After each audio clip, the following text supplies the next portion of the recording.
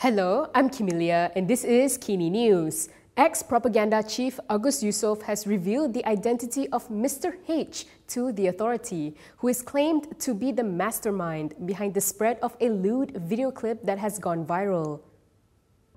The police has recorded a statement from former Community Communications Department J-Kom Director General Mohammad Agus Yusoff at the Kajang District Police Headquarters. This over a viral video clip of a flirtatious conversation via phone call between him and J-Com officer Abdul Wahab Abdul Kadir Jilani. Speaking to reporters afterwards, Agus said he has revealed the identity of Mr. H, the alleged mastermind behind the video, in his statement to the police today. Saya sudah beri keterangan saya. Sederhana, saya telah dedahkan siapa Mr. H dan itu untuk siasatan pihak polis seterusnya. Yang kedua yang saya buat pada hari ini adalah saya buat laporan polis terhadap TikTok yang tular pagi ini terhadap Raja Petra berkaitan dengan laporan polis saya yang awal yang terdedah dengan maklumat peribadi dan sebagainya yang saya kira itu membahayakan keselamatan diri dan keluarga. Agus at press conference on Friday claimed the video was edited and he has been framed. Wahab at the same press conference has cried conspiracy, claiming that the video was created by a high-ranking individual in J-Com nicknamed Mr. H. Moving on to the next story, the federal court has reserved its verdict over the Kelantan family's bid to nullify 18 state Sharia criminal provisions. This means that the court would come to a decision on another day over the matter.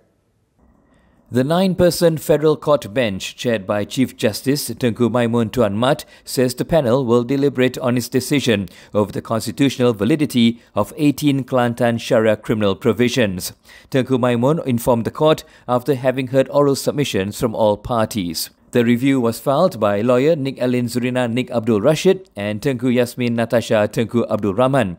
The duo are claiming that the 18 provisions involve offences that are in the exclusive realm of federal law. Tetapi jika ia menemui jalan buntu, macam Tuan Haji Hanif kata, kita perlu, kalau perlu meminda perlembagaan, kita perlu pindah perlembagaan.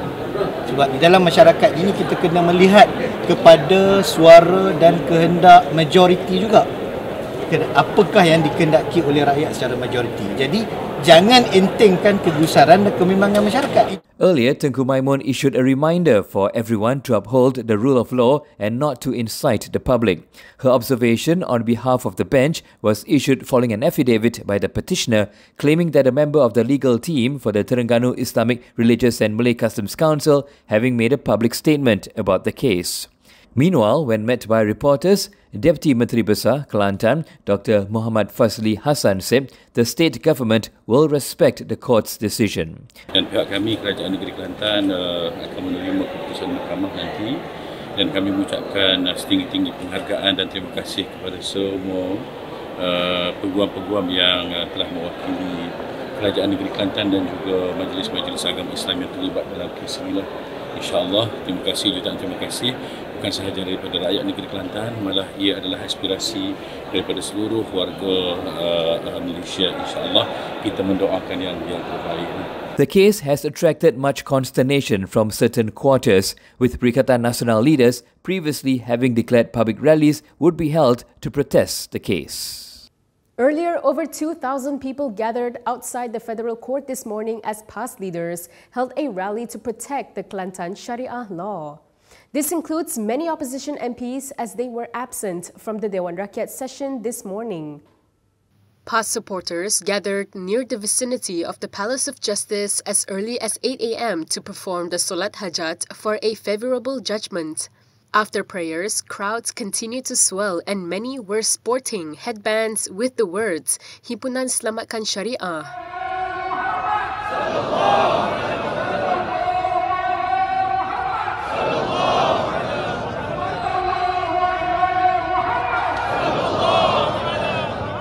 Top past leaders including Idris Ahmad and Taqiyuddin Hassan, as well as former Kelantan UMNO Division leader Anwar Musa and Putrajaya MP Radzi Jidin were among those present. Deputy Past President Tuan Ibrahim Tuan Man in his speech also warned that millions will gather if Sharia legislation continues to be challenged. Speaking to reporters afterward, Tuan Ibrahim said he was disappointed with the absence of other party reps. Sebab kita jemput semua pihak. Isu ni bukan isu parti politik. Semua pihak. Kita jemput semua parti politik. Tapi kita tak ada. Seolahnya isu ni isu dia cuba menyalahkan PAS Perikatan Nasional. Isu ni bukan isu PAS. Isu ni bukan isu Perikatan Nasional. Isu ni isu umat. Jadi oleh kerana sepatutnya mereka hadir. Earlier this morning, many opposition MPs left the opposition aisle at Dewan Rakyat empty by joining the gathering at the Palace of Justice's vicinity. It was not, however, a blanket boycott, as PN MPs from Pokok Sena, Kuala Kangsar and Langkawi were spotted in the Dewan Rakyat towards the end of the morning as PN MPs appeared to be trickling in. Kampar MP Chong Jamin has called on Parliament to take action against former Health Minister Dr. Adham Baba over faulty ventilators procured by the government in 2020. While debating the Budget Bill 2024 at the committee stage for the Health Ministry, Chong said Adham should be held responsible as he was the minister in charge at the time. The DAP representative also criticised the previous Perikatan Nasional administration for having its then Transport Minister Wee Ka Siong handle negotiation for the ventilators. Siapakah yang bagi final authorities, final approval? Orang itulah yang perlu bertanggungjawab. Dan pada saya, orang itu bukan siapa lagi, itu Menteri Kesihatan Perikatan Nasional, Adham Baba. Dia menteri yang bertanggungjawab. Tak kira air hitam kena pergi runding ke, dia pergi runding, syarikat dia cari, trading company dia cari, tapi final approval datang dari Menteri Kesihatan. Jadi dia yang perlu bertanggungjawab. Jadi saya harap Parlimen kita boleh ambil satu tindakan, sebab ini bukan libatkan duit, ini melibatkan nyawa. Chong also criticised the then PN administration over its handling of the purchase of the ventilators since it was not ordered directly from the manufacturers. Previously, the Public Accounts Committee's latest findings on government COVID-19 pandemic procurement found that 104 out of the 136 ventilators could not be used. Meanwhile, the Kampar MP also took a swipe at Wee in his debate. Masa itu apabila ventilator sampai, dia letak di Facebook, wah ini ventilator saya bawa dari mas saya sebagai Menteri Pengangkutan. Kredit sudah angkat. Ini saya kena cakap sikit lah. Kredit sudah angkat. Tapi hari ini, 70%, 80% ventilator tak boleh pakai. Tak boleh pakai. Jadi dia kena inform lah. Kena kasih follower. Masa tu kredit dia sudah angkat. Kali ini dia kena update. Ventilator yang dulu saya tolong angkat tu, tak boleh pakai. Tak dapat selamatkan nyawa. Ini kena beritahu. After much attention over the delay in tabling the revised anti-smoking bill, Dr. Zaliha Mustafa says it will be tabled in the Dewan Rakyat before the end of the month. The Health Ministry will table the long-delayed anti-smoking and vape control bill before the current Parliament session concludes on November 30th. The assurance was given by Minister Dr. Zaliha Mustafa in an interview with Malaysia Kini yesterday. She was responding to claims by her predecessor, Khairi Jamaluddin, that several ministers had blocked the legislation.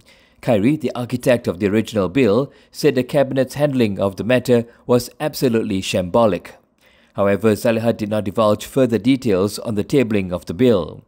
Meanwhile, she was quoted by the New Straits Times yesterday as saying that she was still waiting for a date to table the proposed law. There are only 8 days remaining of the current Dewan Rakyat meeting. The bill in question, known as the Control of Smoking Products for Public Health Bill, was supposed to have been tabled for a second reading in the Dewan Rakyat on October 10th. However, it was postponed to make way for government affairs in Parliament. The Muda leadership is undergoing a rejuvenation agenda and will hold its first party elections by mid-2024. The announcement was made by Amira Aisha, who has taken over the leadership after Syed Sadiq Syed Abdul Rahman stepped down as president.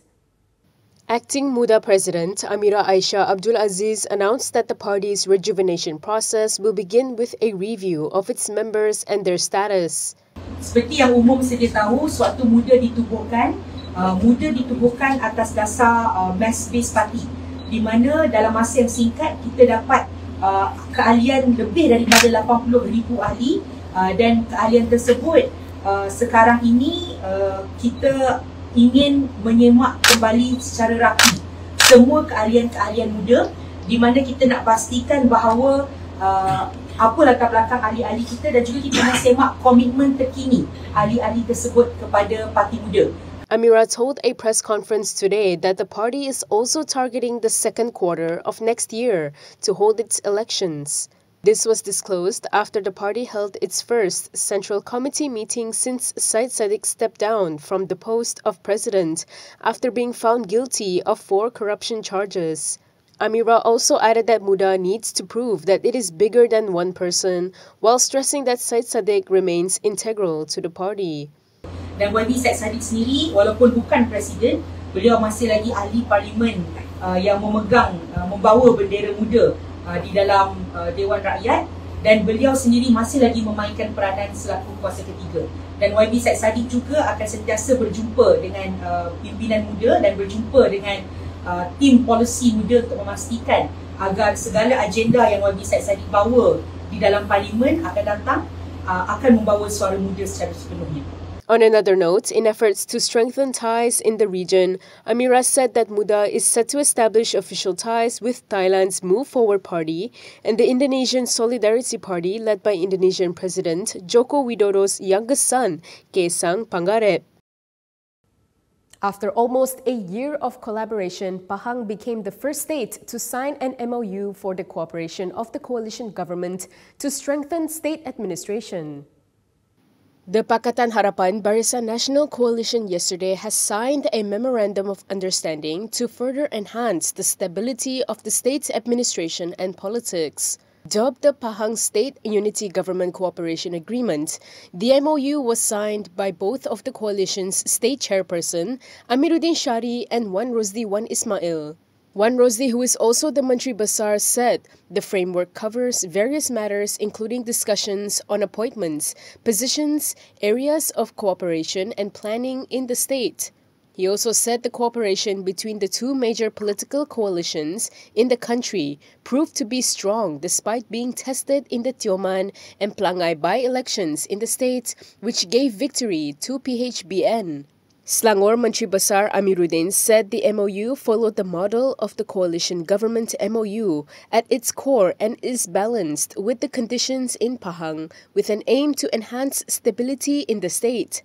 Amiruddin is also confident that the agreement signed yesterday will help the people of Pahang to clearly grasp the direction, planning and commitment of the state government.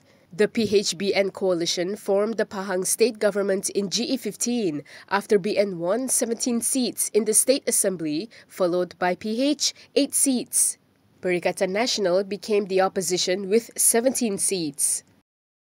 And that is all from me today. For more stories, you can go to Kinitv.com. You can also follow us on Instagram, Twitter, YouTube, and Facebook for the latest news updates. If you'd like to support independent media, do consider subscribing to MalaysiaKini.com. I'm Camelia. Thanks for watching.